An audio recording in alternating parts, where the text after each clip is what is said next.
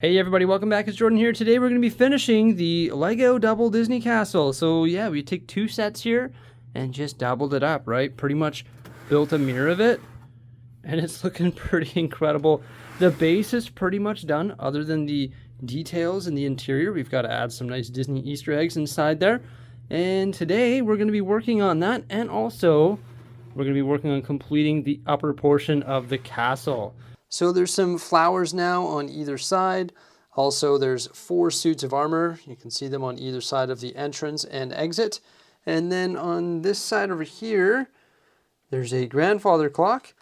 And opposing that on the opposite side, there's a magic carpet. So after adding those interior details, a platform had to be constructed that's going to sit on top of those hinged supports that sort of go in an oval around the base structure. I know they sort of take away the visibility, but the base has to sit on something. So this is the base here. It's in reddish brown, and it's got some random tiles placed on it right now.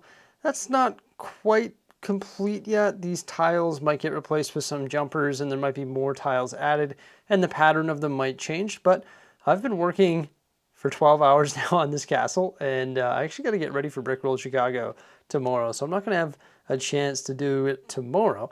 But yeah, this is looking pretty good. Also, I can add the chandelier on the bottom side, and that's going to hang in the center right above that tile work there. Just like that. That's a really nice chandelier that actually originates from this set, and of course all of the interior details originate from this set as well. Now this thing is an odd shape, and let me tell you, it is a snug fit. Wanted to fill as much space as possible and sort of work with those angles of the castle wall. So in order to place it in there, I actually have to remove 2 of these towers. Luckily, they just pop right off. Like, it's really not hard to remove this.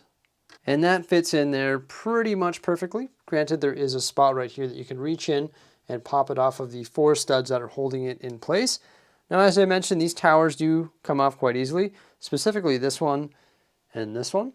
These 4, not as easy because this wall right here actually connects them. And I'm not going to lie to you, one of these walls might actually have to change because I've finished building the upper portion of the castle, and it is also a snug fit.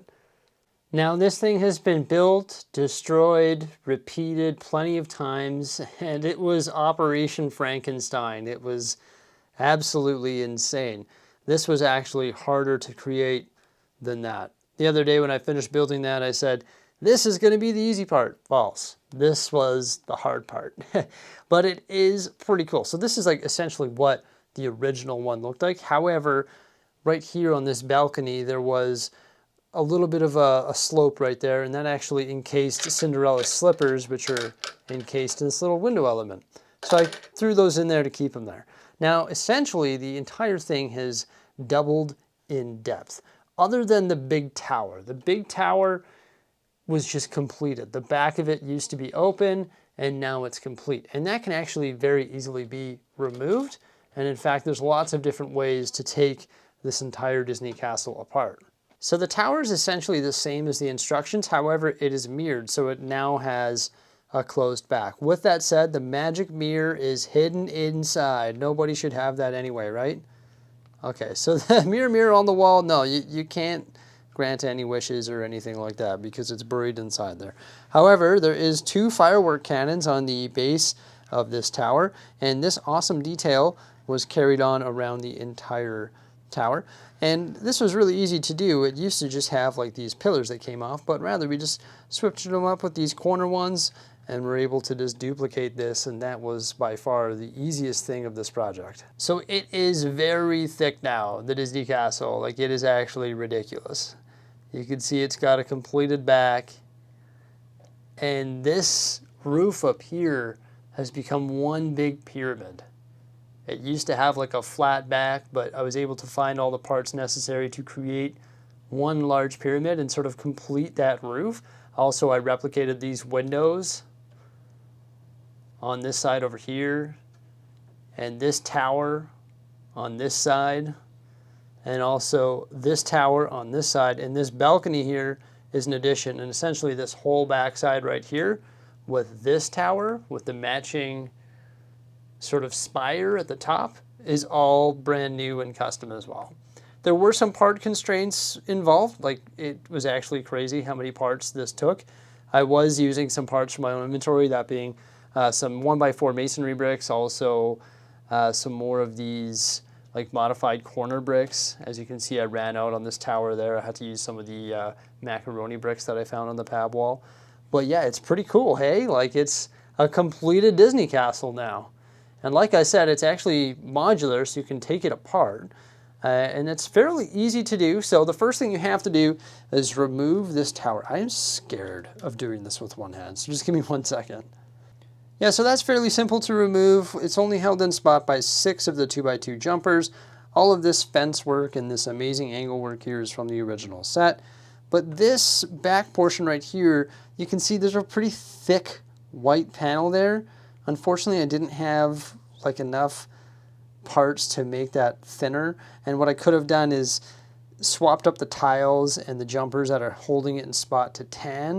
And that's the bottom layer to reduce that thickness, but I just didn't have the correct pieces. Also, I could have built this out of tan as well, but I didn't have the triangular plate necessary to blend in with this tower, because when that was placed there, this custom roof just sort of fits right underneath it and also fits with that there. So I didn't have the proper tan elements to reduce that sort of thick white line there. It's not too bad though. Like, I'm just sort of picking on it, but I can remove this section as well. So yeah, this floor is pretty easy to remove. It's just held in place there by some of those modified 1x4 plates with the 2 studs. And you can see that this is sort of a odd shape, and it's also double thick. Like I said, I've been Frankensteining this thing all day, trying to get this project done before I go to Brickworld. It's mostly done, but I've got a bunch of stuff I've got to deal with tomorrow in preparation for that exciting event. This tower can be removed as well. Yep, pretty neat. And then this wall here can be removed as well. There you go, look at that. A little bit of modular action. And inside there's the spinning wheel. You can start to see some of the interior details, I guess. Don't prick your finger on the spindle. And then you can sort of peer inside and see some more of the details, such as like the bucket and the mop, and the crate with the Sorcerer Mickey's hat inside. Now, unfortunately, I couldn't figure out how to get this done in the time that I had. I wanted this to be removable as well, like I wanted this whole top to pop off, but just getting everything aligned properly to have the right jumpers and tiles, and just getting that perfect was going to be very difficult. And I don't think it was worth it. I mean, you can see the back of the bed right there in the window, right? And then you can also see the bed. I mean, I can see it if I just peer through with the right light. Maybe not in the camera, but you can see it in there, and I know it's in there. It's unfortunate that I can't gain access to that little room, but I'm not too upset about it. I don't remember looking at it very often when it was an open back anyway. Now, there are 2 panels on the back here that can be removed as well. So we can open this up. So the top of it's just topped with some cheese slopes. You got the nice curtains there. And then inside you got some more of those curtains or drapes. And there's the rose and also the lamp from Beauty and the Beast. So there we go, not bad. There's also one more panel here that can be opened up as well. This is just got to be a little bit careful. This thing likes to fall off. Oh, there we go. So you can pull, or I can drop it. They've got that panel there as well, and then you can see inside the kitchen, and there's the little fireplace there as well. So I wanted to make it more modular, but this is not bad. You know, you got some removable panels, some removable walls, and then the little roof right there that can be removed, and then of course both towers can be removed as well. So that is our top of the Disney Castle. Why don't we place it on the base and see how it looks? Uh-oh. I just noticed that these aren't pushed down all the way. Definitely not going to push down on that when it's placed on the little platform inside the base there. That doesn't sound like a good idea.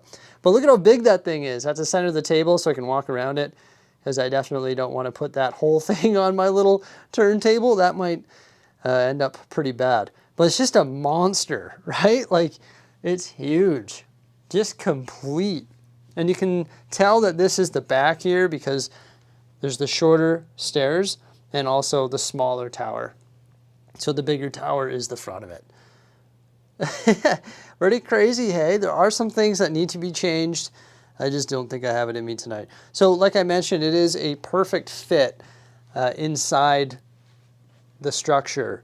But what's happening is these walls right here are actually colliding with these walls. So I might need to change these walls to things like this on all four sides, because this is actually pulled forward a stud where those come back a stud. And as you can see, it's colliding with that wall right there. And then once again, it's colliding with the wall over here as well. So that's not allowing me to put it in there straight, you see? It's at a slight angle based on those studs.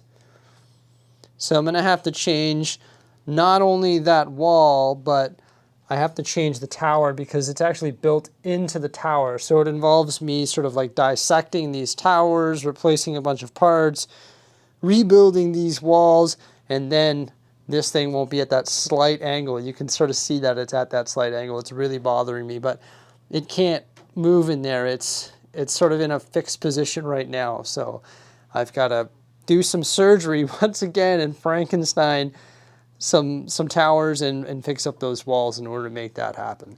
But yeah, it's a monster, that's for sure. It's big, to say the least. I'm pretty excited about it, and I'm really happy with the outcome.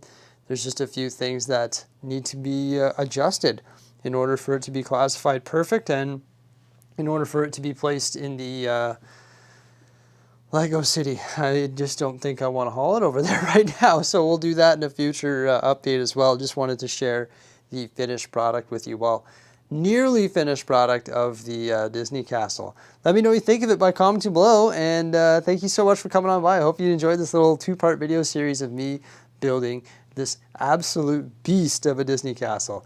And have yourselves a great day, and farewell.